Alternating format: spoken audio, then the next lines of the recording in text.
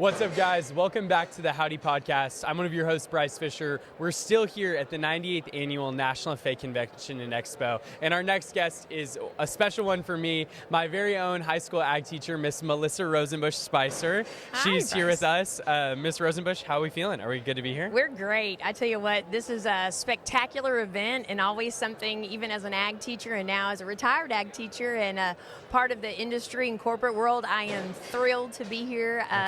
Looking at all these blue jackets, it's overwhelming and definitely gives us some hope for the future. Absolutely. What would you say, like, number-wise, how many national conventions have you gone to? You know, that's funny because someone had asked me that just earlier this morning, and I taught for 29 years. And I think I only missed 1 year in teaching. And then I, of course, was honored. I was an area officer, got to be a voting delegate when I was a senior. So, oh my gosh, and then I got to come get my American degree. So I had those two. Yeah. And so, I don't know, like 27 of them. From Kansas City all the way to Indianapolis. I've been to one of all of them. That's really cool. We got to come here together quite a bit. Yes, when I was here for food science and technology, we came here, and then for extemporaneous speaking. So we got to have a lot of fun memories. You got to impact a lot of my friends and myself included. What have you noticed being on the other side in corporate world now?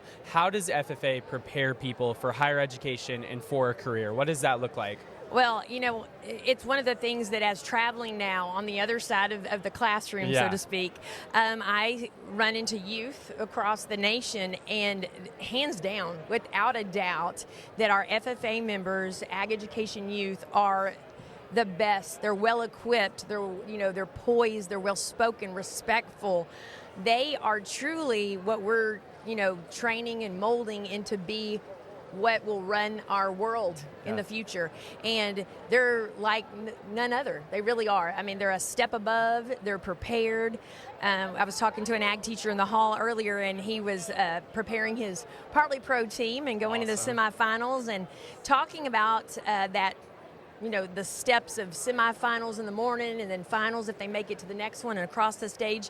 And we've used that word before of that, pressure cooker. And that pressure cooker experience where we put FFA members in and they are able to handle it, that equips them for the real world. And there's no other experience like it. I will take that to my grave. Yeah, I mean, I couldn't agree more. I was in the pressure cooker too. Yes, you were. So you have now stepped into a role with Bloom for Good. Yes. Tell us a little bit about that company, how they serve FFA, what those partnerships look like. Yes, and thank you for allowing me to speak on behalf of that. Bloom for Good is, I love the name because it's exactly what it is. We're helping youth in agriculture. That's our mission, is to 100% support youth in agriculture, and specifically FFA and 4-H. With that, we are allowing them, doing things to help with funding solutions to allow them to bloom, and we do everything we can for the good. And so our give back, our founder, Pete Hexter, he is one that has wanted to give back in his career, and that's where we're at this point. So everything we do with our fundraising and our fun, 100% made in America socks, is to give back to the youth. You'll find that our give back and profit is higher percentage at 90% than anything else. Awesome. So, That's really cool. Yeah. Well, I think FFA members and ag teachers here definitely want to hear that. They want to hear about good fundraising opportunities. Yeah. Flip the script just a little bit.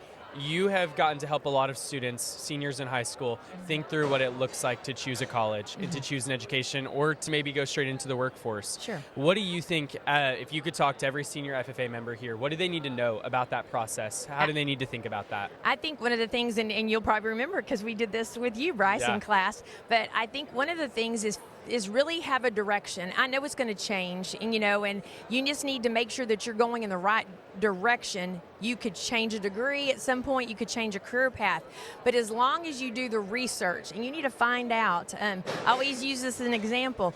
I have a student, he says he's going to the University of Texas, but he wants to be a vet. That's not going to work. Yeah, that's not the good plan. That's not going to happen. So you need to do a little research and figure out which university is going to fit your career path the best, and then visit those universities, step foot on them, because they're going to feel like home. and that's where you're spending the next couple years. And not only that, it is home for life. As an alumni, I'm going to throw out some props to mine, Tarleton State University, which is a sister of Texas A&M. Yep. And we work together in that agriculture theme, but not only that, the connections and networking. Yeah. Just start that process as a senior. Be prepared.